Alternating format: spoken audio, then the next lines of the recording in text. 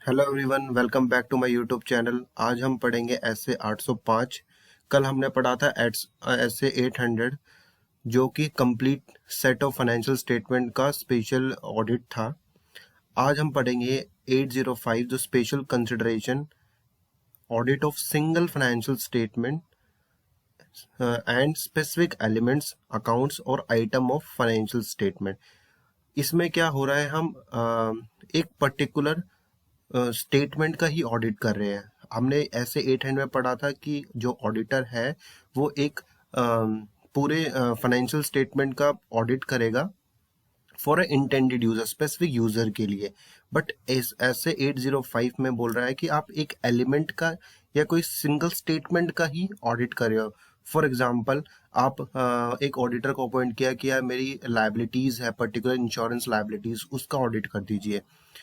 तो उसमें 805 में कवर होगा वो पार्ट। हम मतलब समझेंगे पहले। सिंगल फाइनेंशियल स्टेटमेंट का मतलब क्या है? Meaning of single financial statement means statement of P and L का ऑडिट कर रहा है। कोई ऑडिटर अपॉइंट हुआ कि यार मेरा पी एंड एल का ऑडिट कर दे। पूरे complete set of financial statement के लिए हमने अपॉइंट नहीं किया, सिर्फ एक सिंगल पी एंड एल के लिए किया है कि आप इसका ऑडिट कर दो, दैट्स इट। या फिर हमने statement of asset and liabilities के लिए दिया कि यार अब मेरा ये लाइबिलिटीज में इंश्योरेंस है, इंश्योरेंस क्लेम कंपनी है, बोले मेरे इंश्योरेंस कितने क्लेम होते हैं उसका ऑडिट कर दीजिए। एसेट है, कोई एसेट दे रहा कोई पर्टिकुलर एक एसेट की, इसका ऑडिट कर दीजिए। ये कैश फ्लो का, cash flow including related notes, उसका ऑडिट कर रहे हैं। और स्पेसिफिक एलिमेंट मीन्स कि कोई स्पेसिफिक एलिमेंट जैसे ए आर, अकाउंट रिसीवेबल का ऑडिट कर रहा है, या अलाउंस फॉर डाउटफुल डेट्स कि मेरे कंपनी में डेट्स बहुत बढ़ गए, आप उनका ऑडिट कर दीजिए। उसके लिए एक ऑडिटर अपॉइंट किया गया है। लाइबिलिटीज फॉर अक्यूर्ड लाइबिलिटीज, उसके लिए क्या है, schedule of the externally manage assets. हमारे एसेट्स हैं जो बाहर थर्ड पार्टी हमारी मैनेज करती है, तो उन पे ट्रस्ट नहीं है, ये हमारा ऑडिट, हमारा जो मेंटेन कर रहे हैं एसेट वो ठीक से कर रहे नहीं कर रहे हैं। तो हमने एक ऑडिटर को अपॉइंट किया कि जो मेरे एसेट है इनको आप ऑडिट करके हमें कंफर्म कीजिए। ये schedule of net tangible asset के लिए हमने ऑडिटर हायर किया है। Schedule of the disbursement in relation of the lease property के लिए हायर किया है। Schedule of the profit participant और एम्प्लॉय बोनस। तो ये स्पेसिफिक एलिमेंट के आपको ध्यान में रखने हैं। क्वेश्चन बनेगा तो इसी में से आएगा, स्पेसिफिक एलिमेंट में से, कि ऑडिटर को हमने अपॉइंट किया है फॉर दिस अकाउंट रिसीवेबल के लिए। तो आपको फाइंड आउट करना है कि कौन सा ऐसे लगेगा, 8 से 805 लगेगा, और आपको फिर अपना आंसर लिखना है। फिर नेक्स्ट जब ऑडिटर को अपॉइंट किया तो वो अपनी एक्सेप्टेंस देगा। एक्सेप्टेंस देखने के सेम वो देखेगा कि ऐसे का एप्लीकेशन है कि स्पेशल कंसिडरेशन इज रिक्वायर्ड। सबसे पहले चेक करेगा कि अब मुझे स्पेशल कंसिडरेशन इसमें ध्यान देना जरूरी है, पहले वो चेक करेगा। फिर एक्सेप्ट करने से पहले डिटरमाइन प्रैक्टिबिलिटी ऑफ ऑडिट, मींस कि वो देखेगा जो मैं ऑडिट एक्सेप्ट कर रहा हूँ, कोई मेरे को मैनेजमेंट बोल रही है कि इस एलिमेंट का ऑडिट कर दो, क्या प्रैक्टिकेबल भी है, क्या मैं उसको कर सकता हूँ या नहीं कर सकता। नहीं कर सकता हूँ, मैं ऑडिट एक्सेप्ट ही नहीं करूंगा। Determine the practicability of audit of single financial statement या सिंगल एलिमेंट का प्रैक्टिकल देखूंगा है या नहीं है। या compliance with requirement of SAs may not be practicable when auditor not engage in complete set of financial statement, new auditor does not have the same understanding of the entity। इस point में क्या बोल रहा है कि जो हमारा auditor है, जो न्यू ऑडिटर आया, मींस जो स्पेसिफिक एलिमेंट का ऑडिट कर रहा है, तो उसके लिए प्रैक्टिकल नहीं है कि वो सारे एसेज का कंप्लायंस करें, ऐसे 200 से लेकर और जितने भी 700 तक है उसको, क्योंकि एक ही एरिया दिया गया है, एक ही स्टेटमेंट दिया कि इसका ही ऑडिट, तो उसका जो स्कोप है वो थोड़ा कम हो गया है कि वो लिमिटेड एसेज का रिक्वायर्ड जो भी लगेगा उसमें वही फॉलो कर सकता है। वो प्रैक्टिकल नहीं है कि वो सबका करेगा। Next, disproportionate to element being audited, certain ऐसे रिक्वायर ऑडिट वर्क। सेम उसका जो क्लैश होगा कि मेरे को एक पर्टिकुलर एरिया ही दिया गया है तो मैं सारे एसेज नहीं कर सकता। तो और अगर वो कंप्लीट सेट ऑफ करता है तो उसके लिए इजी हो जाएगा कि यार मैं पूरा सेट कर रहा हूँ, तो उसमें वो भी कवर हो जाएगा। फॉर एग्जाम्पल, अगर मैं किसी complete set of financial statement audit कर रहा हूँ तो उसमें कैश फ्लो भी कवर होगी, पी&एल भी कवर हो गया, एसेट एंड लायबिलिटी सब कवर हो गया।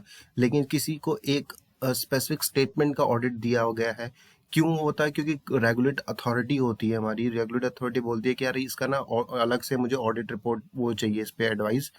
तो उसके लिए कई कई कंपनीज अलग से सेपरेट भी ऑडिट करा के सबमिट करती है।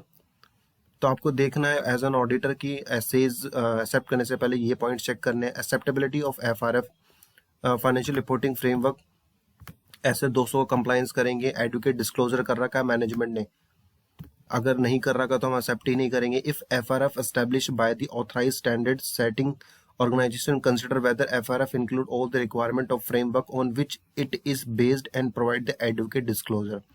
मीन्स क्या कर रहा है कि अगर कोई स्पेसिफाइड अथॉरिटी ने बोल रहा कि आपको सेपरेट ऑडिट कराना है, तो उसका एडुकेट डिस्क्लोजर कर रखा है हमने, मैनेजमेंट ने उसका एडुकेट डिस्क्लोजर कर रखा, किस अथॉरिटी ने बताया है आपको, तभी हम उसका ऑडिट करेंगे, अदरवाइज हम एक्सेप्ट ही नहीं करेंगे।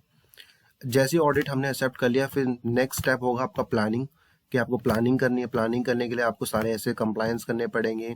अगर कोई नया जो हमारा ऑडिटर आए, if new auditor is also auditor of the complete set of financial statement, means जो complete set of financial statement मतलब होल फाइनेंशियल स्टेटमेंट का ऑडिट करता है, और जो एक सिंगल एलिमेंट का कर रहा है, अगर वो दोनों सेम है, तो जो एलिमेंट का ऑडिट कर रहा है वो एविडेंसेस हेल्प ले सकता है जो complete set of financial statement के उन्हें यूज किए थे, तो आप उनकी मदद लेके वो सिंगल में अप्लाई कर सकता है। बट इंटरलेटेड आइटम मींस अगर अपोजिट होता है, मान लो दोनों ऑडिटर हमारे अलग है, कंप्लीट सेट का अलग है और जो एलिमेंट का है वो अलग है, तो उसमें क्या होगा, जो नया ऑडिटर होगा उसको अपने प्रोसीजर अप्लाई करने पड़ेंगे to meet the objective of audit. Motility determined for a single financial statement may be lower than the motility of complete set of financial statement। यहाँ पॉइंट में क्या बोल रहे हैं कि मेरे जो जैसे कंप्लीट फाइनेंशियल स्टेटमेंट का ऑडिट कर रहा हूँ, तो वहाँ पे एक थ्रेशोल्ड लिमिट थी यार, 50 लाख से ऊपर के आइटम को मैं सारी ट्रांजेक्शन चेक करूँगा। बट एक सिंगल स्टेटमेंट पे ऑडिट कर रहा हूँ, वहाँ पे मेरी मटिलिटी बहुत कम होगी, क्योंकि मेरे को एक पर्टिकुलर एरिया दिया गया है, वहाँ पे मेरी 100 रुपये भी हो सकती है, 200 भी हो सकती है। तो यही कह रहा है materiality determine for a single financial statement may be lower, कम हो सकती है materiality for a complete set of financial statement का। एग्जाम्पल देते हैं हम। कंप्लीट सेट ऑफ फाइनेंशियल, एक ऑडिटर है जो complete set of financial statement का ऑडिट कर रहा है, जनरल पर्पस में कर रहा है, तो आपका ऐसे फॉल करेगा, ऐसे 200 से 700 के बीच में ही वो ऑडिट करेगा। लेकिन कि कोई ऑडिटर स्पेशल पर्पस के लिए आया है कि मेरे को इंटेंडेड यूजर के लिए अपॉइंट किया है कि भाई इन बंदों के लिए, स्पेसिफाइड अथॉरिटी के लिए आपको ऑडिट करना है, तो आपका 200 से 700 तो लगेगा, बट 800 भी लगेगा, जो हमने कल पढ़ा था। Single financial statement specific element का ऑडिट करना है जनरल पर्पस में, तो उसमें 200 से 700 लगेगा, 805 भी लगेगा, क्योंकि स्पेसिफिक एलिमेंट है। अगर स्पेशल के लिए आया है तो 200 से 700 प्लस 805 भी लगेगा, क्योंकि यहाँ पे हम सिंगल फाइनेंशियल स्टेटमेंट कर रही है, कोई स्पेसिफिक एलिमेंट कर रहे हैं। अगला, forming an opinion and reporting consideration, और फिर नेक्स्ट हम ओपिनियन देंगे। ऐसे 700 में जो भी हमारा रिपोर्टिंग एसेज है, अपना सेपरेट ओपिनियन देंगे ऑन ईच एंगेजमेंट पे। ईच एंगेजमेंट मीन्स अगर हम दोनों के ऑडिटर है, मान लो complete set of financial statement की भी ऑडिटर है, और मैं किसी एलिमेंट, किसी स्पेसिफिक एलिमेंट के लिए भी मुझे ऑडिटर रखा गया है, तो मैं हर एंगेजमेंट में अपनी ओपिनियन दूंगा। If audited single financial statement और element publish with a complete set of financial statement, presentation of single financial statement should be clearly differentiate from the complete set of financial statement. मतलब अगर दोनों का auditor हमारा same है, तो हमारे जो complete set of financial statement है और जो सिंगल एलिमेंट का है, उनको हमने कुछ ऐसा करना कि दोनों डिफरेंशिएट दिखे।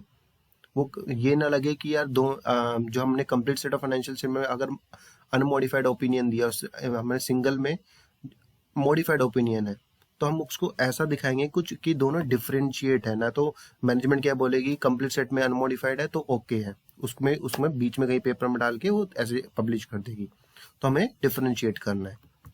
Next, audit report on complete set of financial statement. अब समझेंगे इसमें, audit report on a complete set of financial statement. अगर complete set whole financial statement में मॉडिफाइड ओपिनियन दी है, हम इंक्लूड करेंगे ईएम ओएम पैरा में, ठीक है। फिर हम देखेंगे उसका इफेक्ट क्या है हमारी सिंगल फाइनेंशियल स्टेटमेंट में, मींस वही है, अगर होल फाइनेंशियल स्टेटमेंट पे मॉडिफाइड ओपिनियन गया है, तो मेरी जो सिंगल एलिमेंट का ऑडिट कर रहा हूँ उसमें इफेक्ट क्या पड़ेगा वो देखना है। और डीम्ड मानेंगे कि जब मेरे complete set of financial statement he modified है तो मेरी ऑब्वियस है कि मेरे सिंगल फाइनेंशियल स्टेटमेंट और स्पेसिफिक एलिमेंट में भी मॉडिफाइड ओपिनियन जाएगा और हम ईओएम पैरा में उसमें इंक्लूड करेंगे। ठीक है, अगर इन केस हमारा एडवर्स ओपिनियन गया है या डिस्क्लेमर ओपिनियन गया है on a complete set of financial statement में, क्या हम जो सिंगल एलिमेंट वाला ऑडिट एक्सेप्ट किया है क्या उसमें हम मॉडिफाइड अनमॉडिफाइड ओपिनियन दे सकते हैं? Answer is no. ऐसे 705 हमें मना करता है, not permitted, is not permitted unmodified opinion on a single financial statement element by the same auditor. Exception है कुछ कि हम अनमॉडिफाइड ओपिनियन दे सकते हैं। किस केस में?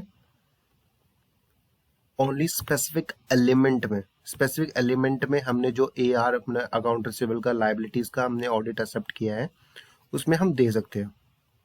पहला, अगर लॉ ने प्रोहिबिट ना किया हो या फिर हमने audit report of a specific element is not publish with the audit report of complete financial statement, means हमने दोनों को अलग सेपरेटली पब्लिश किया गया है, हमने दोनों को साथ नहीं किया, तब हम दे सकते हैं। या specific element does not constitute a major portion of the entity's complete set of financial statement, means मानो मेरे पूरा कंपनी के एसेट है 1000 करोड़ के और मेरे को जो एसेट का बोला कि चेक कर दो वो था सिर्फ 10 करोड़ का, तो मेजर प्रपोर्शन कवर नहीं करता वो, तो हम उसमें सेपरेट ओपिनियन दे सकते हैं।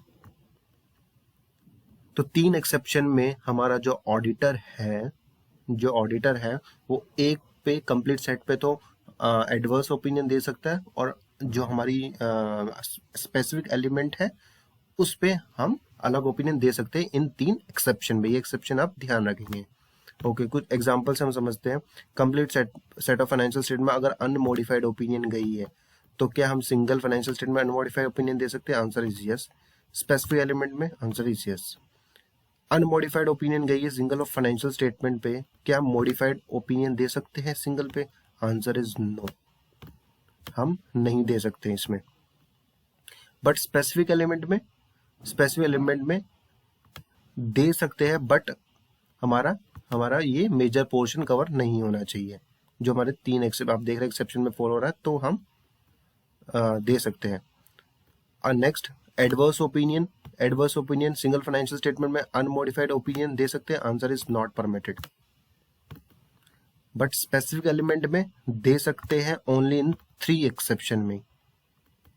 अगर डिस्क्लेमर ओपिनियन दी है तो सिंगल फाइनेंशियल स्टेटमेंट में हम अनमॉडिफाइड ओपिनियन दे सकते हैं। आई होप आपको ये ऐसे समझ आया होगा।